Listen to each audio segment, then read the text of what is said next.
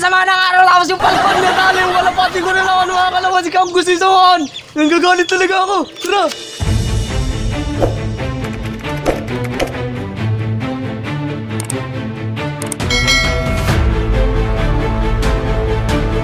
Ito na si Bullet, ang kasama ko, ang bouncer naman. Ang Bullet lang. Antingin namin yung palkon. Dahil yung palkon, nakaisa na naman sa kalapati natin. Mga kalabas, bibilangin natin mamaya kung ilan yung nakauwi sa paloplay natin nung umaga. Marmar, pag uwi nung kalapati kayo nung umaga, wasak na wasak, pati laman. Grabe mga nakalaylay. Kaya pag nahanting talaga namin yung kalapati, yung palkon na yun. Tayo itong 45 na to. Oh. Pang-hunting natin. Pang-hunting namin yan mga kalapats. Kaya lang, ganyog lang yung tama yan. Pew!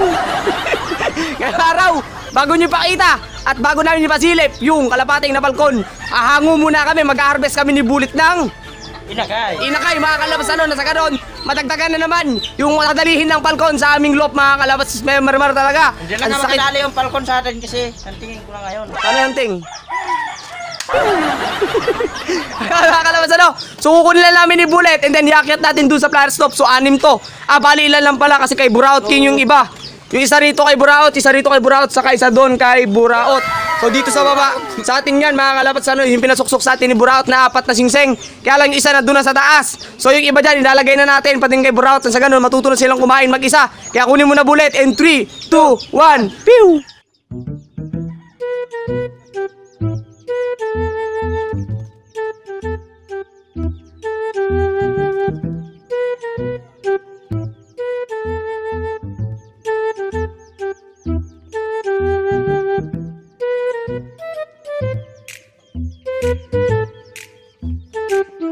So ito na yung mga kalapate na ahanguin natin ngayon. So bali 2, 4, 6, 8, 8. So blue bar 5. Tapos ito parang slate ang kulay, isa. Tapos 2 checkered itong mga stitch natin. Ayan.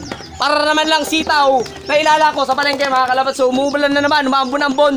Sama ng panahon. Tapos di pa nag-iayun yung palkon mga kalapate. Sinisa-isa talaga dyan yung mga kalapate natin. Kaya nanggigigil talaga pag gising ko pa lang. Lumapag yung ibon, nakita ni Ikong. Butas agad yung ganito, mamaya makikita nyo pagkakit natin sa taas. Sukunin mo na ito Bullet, kasi ganun di na mabasa. Kakapanginayang, pero ganun naman kasama sa pagkakalapate mga kalabas. Kasi siyempre kailangan din kumain ng palkon. Kaya lang masama yung mga kalapate natin ang nadadali mga kalapats. So yung kay Ikaw, wala pang bawas sa atin, puro bawas na. Yung unang batch yung mga kalapate natin ng Warriors sa pang summer. So 20 yon, nasa 15 na lang ata kung di ako nagkakamali mga kalapatid. Yung kinain. So ito yung second batch, ayan. Dala mo ha. Bagal naman. Baliktad ako dito, bahala ka. Ayan, tayo natin si Bullet na sa ganon. Mas bata. Ito yung mga bago nating second batch. Ayan. So yung iba dyan kay Buraot. So iakyat lang natin dito sa ganon. Kala ko ay Bullet. Ayan. So yung ibang batch dito. So nandito na. So binuviewing na natin. Ito na yung mga susunod na batch. So ilalagay lang namin dito mga kalabs. Ayan. Hindi naman nabubugbog yung ibang mga kalapate kasi mga young bird pa din. Tapos yung ating mga paminolar. So ang 4 lang naman. Kaya sobrang dami, hindi naman nila mabubugbog. So lalagay lang ni Bullet isa-isa. Isa-isa mo naman na, para naman talong naman, ibibiling mo naman. Isa ba mo? Yun. So marami na naman tayong iwawala mga kalapatid. So yung aim natin na 35 na Warriors, so hindi na matutuloy yun kasi low play pa lang, wala pang training, bawas-bawas na tayo mga kalabas. Pero sabi nga nila, sabi ng mga veterano, so kung ayaw mo mawala ng kalapate, huwag kang mag-alaga ng kalapate. Ikulong mo lang. Ha? Huwag ka magpalipad ng kalapate. Huwag ka magpalipad ng kalapate, mga kalabs, kasi kasama sa pagkakalapate ang mawalan ng kalapate. Kaya kung gusto mo mag-alaga ng kalapate, kailangan bumili ng kalapate. Nasa ganun, magkaroon ka ng kalapate. Pag napadami mo. Ayan. So, ayan yung mga kalapate na inakyat natin. So, ang gaganda mga kalabs, mga healthy pa rin, second clutch. Ayan. Tapos yung mga warrior natin, so sa hapon, hindi pa tayo nagpapaloplay kasi sama ng panahon. Pero kanina nagpaloplay tayo, kasi makapag-exercise sila. So kahapon is nagpaloplay din tayo. So kanina nga, merong bumagsak sa bubong nung umaga mga kalabas, yung pinakang huling hindi pumasok. So pagbaba niya, so wasak-wasak na yung kalapate. So hanapin lang natin, velvet yun. Anak ng speech natin. Baka nasa labas. Yun ang mga sa labas, Bullet. Wasak, grabe yung nestmate na ito. Yan, yung velvet na yan. So yung nestmate niya, yun yung nawasak. Ay, ito pala! Dito, ayun o. Malayo pa lang, makikita mo na nakalawit na yung mga balahibo niya. Yan, naglalakad niya, no? Grabe, wasak na wasak. So huliin ko lang, and then labas tayo. Ganoon, makilatis at tingnan natin mabuti kung sobrang laki ng sugat. Kasi hindi ko pa muna siya hinawakan kanina umaga nung pag-uwi niya. Sa ganoon, makarecover. Tinatakan ko lang ng reload. Sa ganoon, makatanggal, makabawas sa stress ng kalapate. So masakit para sa akin kasi ako yung nag-aalaga. Tapos makikita mo yung alaga mo na nasasaktan mga kalapatids. Ayan, sakto yan. Ayan ang braso mo, mas malaki yung braso mo sa braso mo. Kabila. Hindi, ay itong kabilang kaliwa, kanan. Paano ko? Ito, susunod malaki sa atin yung braso. Pwede na tayo maging bouncer ito. Tapos, sumanda ka na sa pakingwangon. Ito mga kalapats, ano yung kalapate? Grabe mga kalapats, talagang awang-awang sa kalapate. Pero buti na lang, hindi talaga yung laman sa loob nadali. Pero yung balat, wasak na wasak mga kalapats. Ano? Pasensya na po sa mga kumakain. So sobrang awa ko lang. Siyempre ayoko naman hindi magbigay ng update sa inyo. Kasi napamahal na kayo sa loob ko. So araw-araw, nagbibigay tayo ng update sa mga kalapate natin. So ito is malaking ano sa akin, malaking kalungkutan. At siyempre makikita mo yung ganito yung kalapati. Ito yung kalapati, grabe mga kalapats, wasak na wasak. So di ko na lang papatagalin kasi grabe, nalungkot talaga si Bulit kanina nung nakita niya. Paano yung lungkot mo Bulit kanina? Isa ka man, parang gusto ko na magalit sa'yo, hindi na kalapati. Ito yung nadali ng palkon, ang laki oh. Nadali rin pala yung kanyang laman. Ayan, ito na yung mismong laman niya, wasak na wasak talaga. Ayan oh, pabilog yan, sobrang laki. Tapos ito yung balat. So lilinisan ko na lang to kapag ka naka-recover bahagya. Lumakas na yung ulan mga kalapatids, ano? Grabe nangyari sa kalapating to, wasak na wasak ko. Isang araw silang hindi mo so bali tatlo kasi sila nung nagpa-low-play tayo nung umaga, isa na lang yung nakabalik mga kalapatids. Ito siguro yung nakatakas pa, siguro yung dalawa. So hindi ko na iisipin na dinagit or nadagit. Isipin ko na lang na palkon kasi sobrang talagang daming palkon dito. So alam din yan nung mga kapwa natin nagkakalapati dito. Buti nga sa kanila hindi pa nadadali, sa akin lagi kasi pag nagpa-low-play tayo, madami.